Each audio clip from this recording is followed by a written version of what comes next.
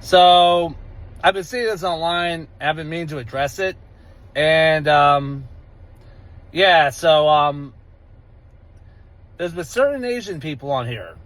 And I know that they do not represent the entire Asian community when I say this. So anyone in the Asian community that's been following what I'm saying, that supports what I'm saying, that supports rights and freedom and just, good vibes for all, this ain't aimed at y'all. So hopefully y'all don't take offense to this. But for those in the Asian community that are going after the black community, y'all need to stop. Okay? Y'all need to stop showing out for crackers, because they are not y'all's friends. Last time I checked, crackers are the only people that have never dropped an atomic bomb on Japan. They're the only people that have dropped Agent Orange on Vietnam. They're the only people that did the My Lai massacre. And that's just off the top of my head. So white people are not y'all's friends. They have never been. Crackers have never been y'all's friends. But the black community has had y'all's backs. Like, any rights y'all have is because of the rights that black America fought for. So y'all need to really recalibrate who's on your side, who's had y'all's backs, and who's y'all's enemies. Because white people are not y'all's friends. They never have been. And unless something major changes with white culture, they're going to keep going and do the same shit they've always been doing. And y'all going to be catching the brunt end of it just along with everyone else that isn't them. So, just let y'all know. Shout out to this white brother. He is telling Asian Americans the uncomfortable truth that many of them are not ready to hear. White supremacy will never choose them. No matter how hard they try, they will never be chosen by white people. They are always doing their best to get close to whiteness, but as that white man said it, they will never be chosen. And the truth that he's revealing is what many black Americans have been telling Asian Americans for a long time. They've been telling them that they're just trying to distance themselves from blackness without knowing that black are the one who have helped them. I'm glad that that truth was spoken by that white man. Probably those Asian Americans who have refused to listen to black Americans are gonna listen to that white brother. Let's watch these other clips. I will come back at the end. If you find this one interesting, click on the like button and subscribe if you have not yet subscribed. Problem is that y'all want that proximity to whiteness. But let me explain something to you. Unless your skin is pale white and you are white, you will never be white, okay? Baby, they don't look at you as one of them. You are still a minority. You are still a person of color. And the fact that you use that as a pedestal to put yourself above other people of color because your skin's just a tiny bit lighter is a problem. It's deep in y'all community, and that's something that y'all need to work on. But all this crying on the internet, it need to stop. Oh, baby, the ban is not stopping, okay? Them Asian-owned nail salons and shit, the chairs are empty. It's summertime. That's where they supposed to get the most business. Pedicure season, baby. They have no clients. Now they all on the internet crying about how their salons are empty and how nobody's getting their nails done, nobody's supporting these businesses, and how it's racist and everybody's anti-Asian. But let me explain something to y'all, okay? I want to make sure that I'm 110% clear, so that way I'm going to talk real slow so that way y'all understand me, okay? Because I understand that comprehension is not a skill that everybody has. People do not want to support your business, not because they don't like Asian people and they're anti-Asian. They don't want to support your business because they're tired of being racially profiled as soon as they walk into the door. All right? They're tired of feeling like that every time they go into y'all salons and, go to y'all hair supply stores, you're following them around and, you laughing and joking and talking shit in different languages and Vietnamese or whatever the fuck language y'all are speaking. They don't feel welcome. That's why they don't want to support your business. This whole situation with Cyrus was the straw that broke the camel's back. It was already coming. Like I said, I'm going to speak real slow so that way everybody understand what it is that I'm saying, okay? So, for you to try to shift the blame and say, well, don't buy nothing from China, and that means that y'all need to just start growing y'all hair and stop buying that wigs and weaves from China and whoop, whoop, whoop. How are you claiming that someone is being racist to you when you are being microaggressive all in the same breath? Okay, it's like you don't know if you want to be the victim or the villain in this origin story. Ma'am, we boycotting these type of businesses. I don't know why you're going in here. You might not have heard what's going on, but look up Cyrus Belton. Oh yeah, I know about it. Yeah, but you're still going in. But I do have a message for the Asian community. Watch what you say about Black people. Watch how you treat us. Watch how you do us in our own community. I'm not laughing at y'all because this is not funny. There's nothing funny about this. But I'm just letting y'all know, do better. That's all. Do better. I believe this boycott has came and made it all the way down to Fort Lauderdale. This is the Lee's Nails on Broward. This nail salon is always, it doesn't matter what day, what time, it is always packed in full. But watch this video.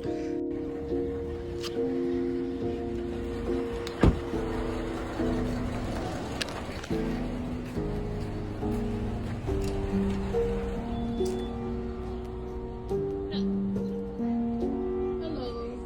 How much y'all charging for lashes? 25? Okay. Why is it so empty in here?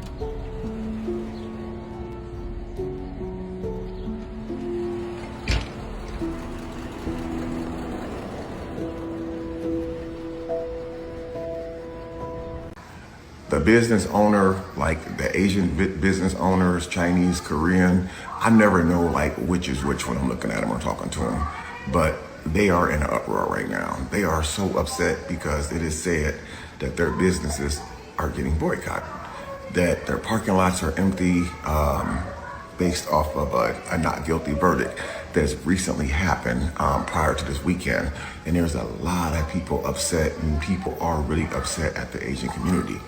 I have never ever seen an Asian go off before until today. I have never seen a Korea or a Chinese person go off and just go in so hard until I seen it today on TikTok. These people are pissed. Allegedly, one Asian came back and said that we actually need them, that we can't make it without their businesses. They said everything that we buy is made in China, made in Korea, and so on and so on. The guy basically said that we cannot make it without their products. But yet, I don't think that he completely lied. If you go into our stores, 90% of what's on those shelves in the store, made in China. The next time you go to Walmart, Target, or any of those stores, pick up one of those coffee cups, look at the bottom of it, made in China. Your spoons, knife, and fork set, turn it over and look at it, made in China. The next time you go buy a blanket or something, look at the tag on the blanket, made in China. So they are talking, bro, and these people are pissed because they feel like the boycott is really affecting their businesses.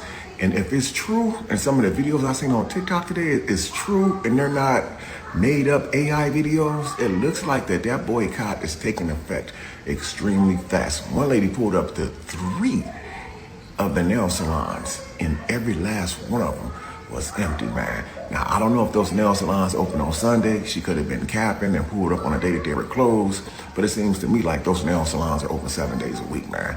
But them Asians is starting to try to clap back, bro.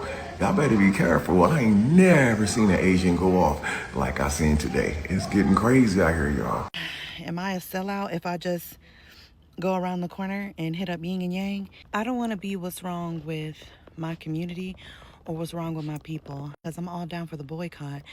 But also, I live in Fort Worth, and every nail salon that's Black owned is in Dallas or in Arlington or in Allen or in Plano. And babes, that's like an hour away from me. And I asked my husband, like, I really don't want to drive an hour. Am I a sellout if I just go around the corner and hit up yin and yang? And he said, you're absolutely a sellout if you do that. And at some point we have to go out of our way for our people. So I'm about to drive 45 minutes to support my people and to uphold this boycott. And look, I've been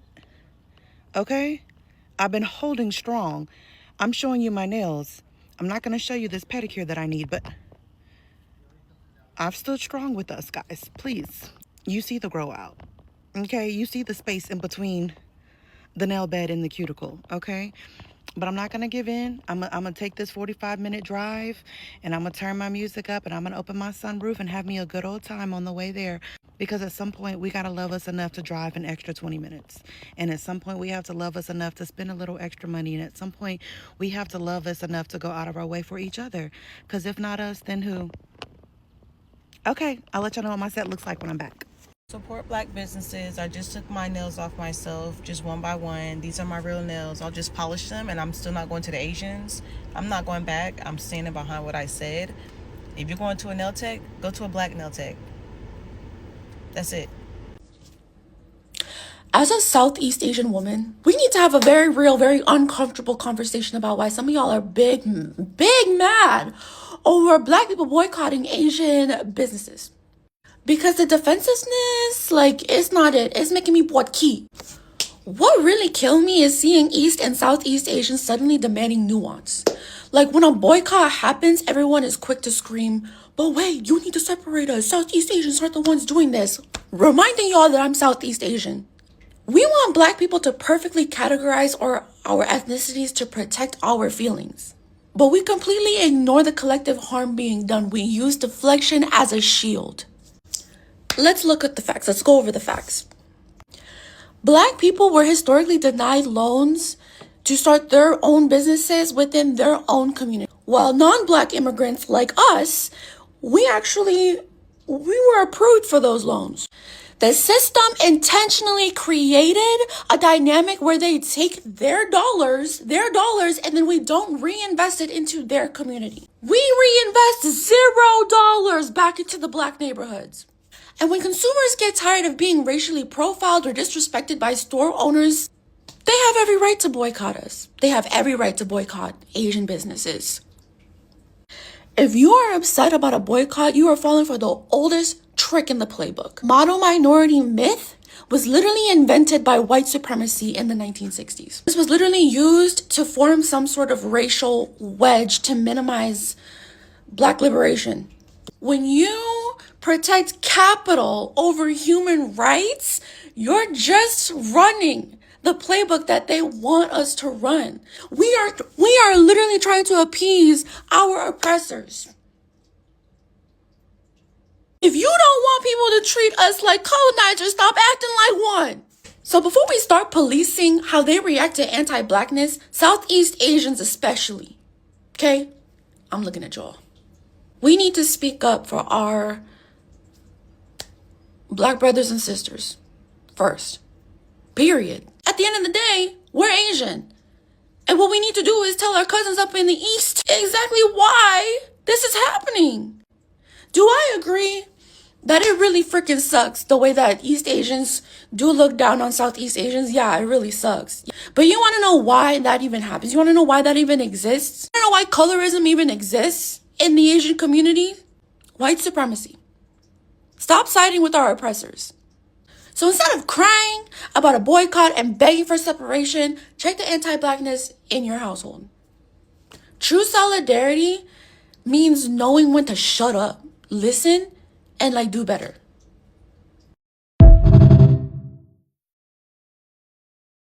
Asian people in the US are so weird, liking white people more than their own people. Think of it like this. When COVID hit, remember all the anti-Asian rhetoric that was going around America? Now imagine that energy stretched over a lifetime. Growing up, I'd hear that Asian men are not attractive, we only know how to do math, we can't drive, we have the funny accents, the slanty eyes. It's really hard, given all of that, to grow up as an Asian man in America and be proud of who you are. Now imagine coming home and the people in your house are Asian parents who don't express their emotions, who lay hands on you, who don't ever apologize, who make you feel less than for not wanting to be a doctor or engineer. Mine also called me stupid. Oh, you'll never get into this school, you'll never do this.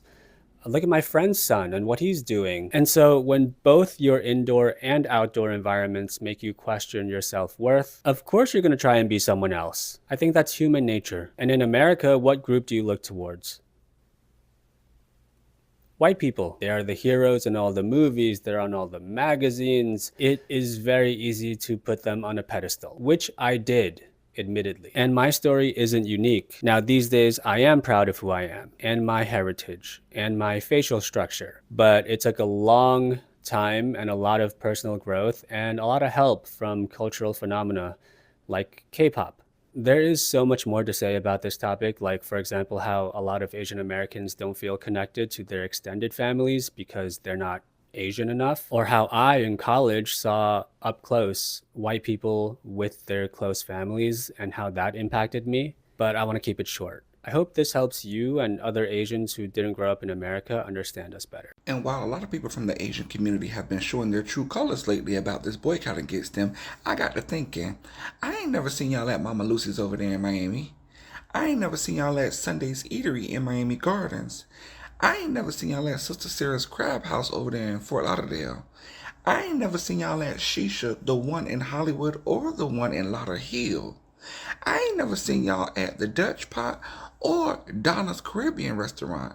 And these are all popular black-owned places down here in South Florida that I frequented one too many times. And I ain't never seen y'all there.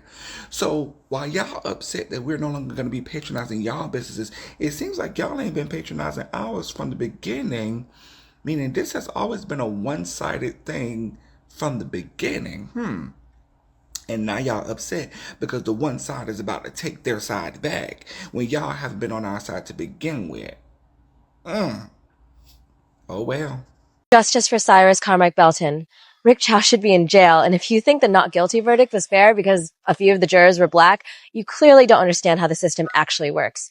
Here's why Rick got away with shooting a child in the back over a water bottle he didn't steal. Number one, no pattern recognition. The jury wasn't allowed to know that Rick had chased and shot at two other people in 2015 and 2018. Number two, the split-second loophole. Yes, store cameras proved Cyrus stole nothing. Yes, Rick chose to aggressively chase him for no good reason, but the defense claimed that at the end of the chase, Cyrus supposedly turned to point a gun at Rick's son, and by the time Rick had fired, Cyrus had turned back to run, which is why he was shot in the back, which in any other circumstance clearly undermines any concept of Rick shooting in self-defense. But under the law, if you claim imminent fear in that exact split second, it can legally wipe away all the reckless mistakes you made leading up to that point. Number three, the burden of proof. Because South Carolina law forces prosecutors to disprove self-defense beyond a reasonable doubt, the lack of video evidence of the actual shooting made it impossible to legally beat Rick's story. So jurors take an oath to follow strict legal instructions, and if the system suppresses the defendant's history and creates a massive loophole for fear, even a diverse jury is forced to vote not guilty. That's why anybody who stands for justice, Asian or black, demands. Brothers and sisters, you've heard it. The reactions from white Americans, Asian Americans, and black Americans. I liked that video that we started with. It's a clip of a white man reminding Asian Americans that they will never be chosen by whiteness. No matter what they try to do, they will never be chosen. And I've been scrolling on social medias trying to see what's up with these boycotts that are happening in America. And I came across a bunch of videos of Asian American business owners crying because their businesses are shutting down. And the reason why these businesses are shutting down is because they were used to depend on black people's purchasing power. But since these boycotts have started, many black Americans have collectively agreed to stop patronizing all of these businesses. They have made a collective decision, and these Asian Americans are not getting it. I watched a video. It was a video that was trending on social media. It was a Chinese guy who was confidently challenging black Americans to boycott Asian American businesses. From his voice and his tone, you could listen that this guy was arrogant. He was literally trying to mean that it is not possible for black Americans to boycott Asian American businesses. According to him, in black neighborhoods, there are no other alternative businesses that can provide services or that can sell products that are being sold by Asian American businesses. That was in his mind. And black Americans took that challenge seriously. They all agreed not to go back to these businesses, not to go back to hair salons, not to go back to liquor stores, not to go back to supermarkets that are owned by Asian Americans. And they have said that instead of just spending our money into these businesses, let's just be spending our own people, because we have many small businesses that are owned by Black Americans in Black neighborhoods. And that's what many Black Americans are doing. In fact, the results seem to be positive, because many Black-owned businesses in America are boosting. Even those small businesses that are being run at home or on social medias, they are boosting because Black Americans have started to like their own. They have started to patronize their own. They have started to make sure that their own wealth stay within their own community. And what is sad is that many Asian Americans are not getting it. What they thought it was impossible is becoming possible and is being effective to the Black community. The results are positive. Black-owned businesses are booming, while Asian-owned businesses are shutting down. And all of this is because of the arrogance of these Asian Americans who thought that Black Americans have no capacity to provide services and goods for their own people. Black Americans are proving them wrong. They are showing them their ability to find solutions for their problems. And they are known for this because if you know the history, Black Americans have been proving over and over again that they are resilient, that they are self-sufficient, that they don't need other communities, but other communities needs them. And this is what many Asian Americans didn't know. But here, they're being shown that Black Americans, they are self-sufficient, resilient, and hardworking, which is totally different from what these Asian Americans imagined in their minds. We ain't here trying to play on the backs of these Asian American business owners who are struggling, but we are trying to teach them a lesson. We are trying to showcase the takeaways that these Asian Americans, we are trying to show them the lesson that they should learn from what is happening to their community due to their arrogance. Now, to all of you Black brothers and sisters who are putting effort in boycotting these Asian American businesses, you are doing great. And I'm very, very proud of you.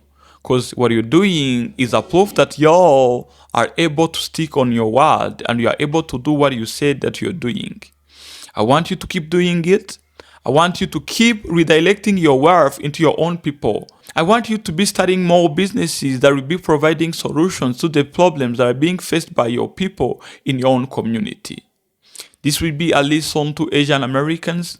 It will be a lesson to all other communities that tends to undermine the power of Black Americans in America. Peace and love to all of you brothers and sisters, wherever you are. Whether you are in Philadelphia, Chicago, New York, Massachusetts, any state in America.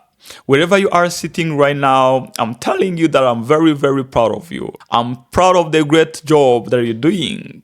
Keep doing it.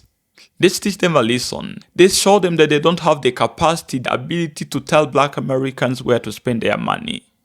And they will learn. And from that, they will learn to respect Black folks. So that was it for today. Let me know what you all think down there in the comment section. This is me, your African brother, sending love from Africa. See you next time. Ciao.